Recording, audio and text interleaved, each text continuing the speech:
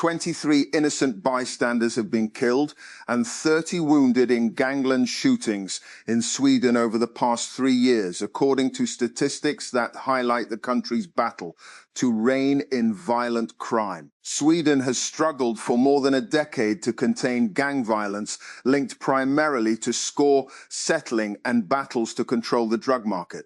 The innocent victims include people hit by stray bullets, cases of mistaken identity, and relatives of targeted gang members, according to the police statistics released on Monday.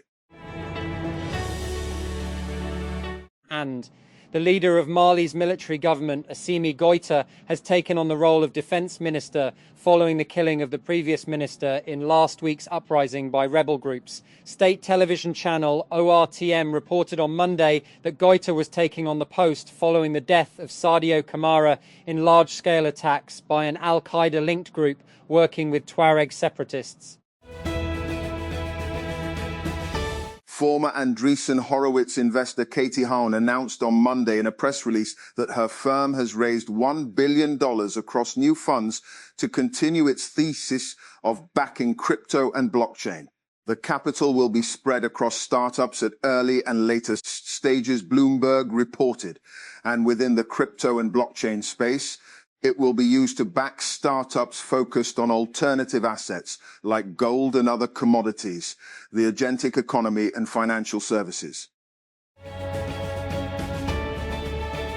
And image model releases are driving growth for AI mobile apps, generating 6.5x more downloads than traditional model updates, according to a new report from app intelligence provider AppFigures. This marks a shift from earlier days when the release of new models powering the conversational experiences drove more demand, alongside the new features like a voice chat interface. And tackling methane emissions in the fossil fuel sector would help efforts to hold back climate change and increase energy security, especially as the Iran crisis threatens global supplies and, according to a report by the International Energy Agency, IEA, the oil, gas and coal industries account for about 35% of all methane emissions from human activity, notes the IEA's Global Methane Tracker 2026 and released on Monday. However, there is little progress in reducing them, the report points out. The Zambian government has suspended negotiations with the United States on multi-billion-dollar deals for health services, and Minerals Foreign Minister Malambo Haimbe said on Monday that the proposed agreements have stalled due to Washington's unacceptable terms and demands for preferential treatment. The United Arab Emirates, UAE, on Monday formally withdrew from the Organization of Arab Petroleum Exporting Countries, SOPEC, just days after exiting another bloc which shocked energy markets. The announcement follows the UAE's earlier exit from OPEC and the wider OPEC Plus alliance. Islamabad, the National Accountability Bureau, NAB, Karachi on Monday, announced the recovery of 80 acres of government land illegally allotted to Baria town in the Gulshan-i Salmas housing scheme in Hyderabad's Der Ganjo Takar. A press release said, according to the press release, the land worth $6 billion was located in a prime area of Hyderabad district. And public opinion within parts of the American Jewish community on the US-led war against Iran has shown a noticeable shift, with support easing and opposition rising over time, according to a recent survey. While different polls focus on different segments of the community, both point to growing reservations about the campaign as it has progressed. The Pakistan Navy and Pakistan Maritime Security Agency PMSA provided humanitarian assistance to over half a dozen sailors stuck aboard an offshore tug and supply vessel in the Arabian Sea, security sources said on Monday. The rescue and support operation for the crew, which included 6 Indians and 1 Indonesian national, was initiated after the Maritime Rescue and Coordination Centre in Mumbai contacted Pakistani authorities and requested assistance. The United States Supreme Court has temporarily reinstated a rule allowing an abortion pill to be prescribed through telemedicine and dispensed through the mail, lifting a judicial ban that narrowed access to the medication nationwide. Justice Samuel Alito issued an interim order on Monday, pausing for 1 week a decision by the New Orleans-based 5th U.S. Circuit Court of Appeals to reimpose an older federal rule requiring an in-person clinician visit to receive mifepristone. A car has been driven into a crowd in the German city of Leipzig, killing at least 2 people. Police said the driver had been arrested and was no longer considered a threat, but offered no additional details. Emergency services declared a mass casualty incident. Nearly a week after the makers of the popular web server management software cPanel and web host manager WHM alerted users of a critical flaw in its software, hackers are still targeting thousands of websites that use the vulnerable software. As of Monday, there are more than 550,000 potentially vulnerable servers running cPanel, a number that has remained stable for days. And there are now around 2,000 cPanel instances likely compromised, down from around 44,000 on Thursday. These statistics are published by Shadow Server, a non-profit organisation that scans and monitors the internet for cyber attacks.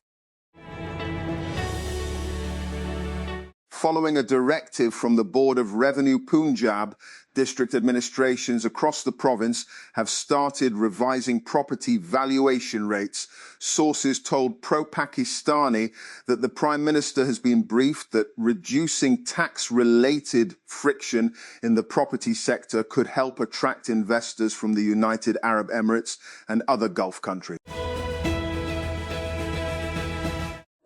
Deputy Prime Minister Ishaq Dar was informed by the Petroleum Ministry on Monday that the country has sufficient reserves of Pehel products till the 3rd week of June. The information was conveyed to the Deputy Premier during a high-level meeting to review the country's petroleum, oil and lubricants stock position.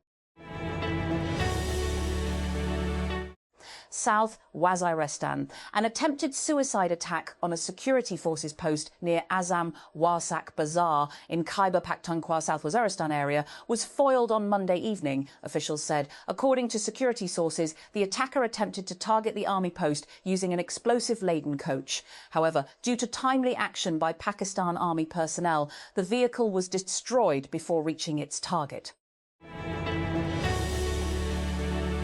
Rudy Giuliani, the former New York City mayor and longtime champion of President Donald Trump, is recovering from pneumonia and is now breathing on his own, according to his spokesman. In a statement on X, spokesman Ted Goodman said that Giuliani has had restrictive airway disease since the 9/11 terror attacks that diminished his ability to fight off pneumonia. Austria has expelled 3 Russian diplomats, accusing them of spying. The diplomats, who have already left the country, used a forest of antennas installed on the roofs of diplomatic buildings to gather information, Foreign Minister Beat Meinl-Reisinger said. Britney Spears will avoid jail time after she agreed to plead guilty to a lesser charge following her arrest on suspicion of driving under the influence. A lawyer for the 44-year-old appeared in court on Monday and pleaded guilty to reckless driving involving drugs or alcohol. Spears was not required to attend the hearing. 2 people have died and several were injured after a car drove into a crowd in the eastern German city of Leipzig on Monday afternoon. Local authorities said Mayor Burkhard Jung said the suspected perpetrator was apprehended, adding that authorities were not yet clear on the motivation. At least 1 person has been killed after a car struck several people in the eastern German city of Leipzig, local authorities said Monday. 2 other people were severely injured and have been taken to hospital, while 20 more have been affected, according to Axel Schuh, the head of Leipzig's fire brigade. And GameStop made an unsolicited $56 BN bid to acquire e-commerce giant eBay, a company with a market value nearly 4 times higher. As the video game retailer seeks to boost profitability, eBay confirmed the offer on Monday and said that there had been no prior discussion or outreach with GameStop before receiving the offer. Is the rise of prediction markets unstoppable? Companies like Polymarket and Kalshi have boomed, and so have the controversies that surround them. US senators are now banned from using such sites, and a US soldier has been charged over bets placed on the abduction of Venezuelan President Nicolas Maduro. How is it already changing our reality? In this episode,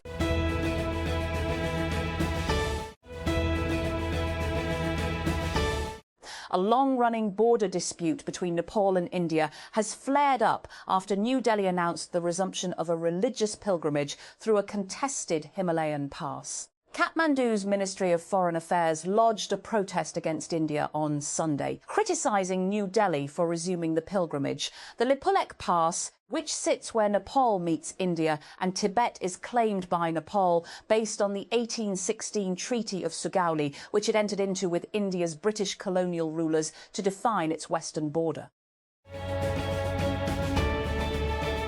2 days before the Elon Musk versus OpenAI trial began last week, Musk texted the model maker's president and co-founder Greg Brockman. Musk suggested to Brockman that OpenAI settle the suit. After Brockman replied by suggesting both sides drop their suits, the exchange went off the rails, with Musk responding, "By the end of this week, you and Sam will be the most hated men in America. If you insist, so it will be." Brett Taylor's AI startup Sierra is raising a $950 million funding round led by Tiger Global and GV, the company announced Monday, pushing its post-money valuation above $15 billion. The raise gives Sierra more than $1 billion to work with, capital the company says it will use to become the global standard for AI-powered customer experiences. Like a lot of AI companies, Sierra has, smartly, been very proactive in touting its own growth in a crowded market. The company says it started with just 4 design partners a couple of years ago. Today it claims to have more than 40% of the Fortune 50 as customers, and says the agents running on its platform are handling billions of interactions, from refinancing mortgages to processing insurance claims, managing returns, and powering non-profit fundraising campaigns. When do we take AI doomers seriously? That's a key subtext of Elon Musk's attempt to shut down OpenAI's for-profit AI business. His attorneys argue that the organisation was set up as a charity focused on AI safety and lost its way in pursuit of lucre. To prove that, they cite old emails and statements from the organisation's founders about the need for a public-spirited counterweight to Google DeepMind. And fire broke out at a major UAE oil industry zone on Monday after a drone attack originating from Iran, the authorities said, and as the Gulf state's military separately intercepted 3 Iranian missiles over its waters and a 4th crashed into the sea. Civil defense teams were deployed immediately to contain the blaze at the Fujairah oil industry zone, the Fujairah media office said in a statement, adding that 3 Indian citizens were moderately injured in the attack and taken to the hospital. And is the rise of prediction markets unstoppable? Companies like Polymarket and Kalshi have boomed, and so have the controversies that surround them. United States senators are now banned from using such sites, and a US soldier has been charged over bets placed on the abduction of Venezuelan President Nicolas Maduro. How is it already changing our reality? In this episode,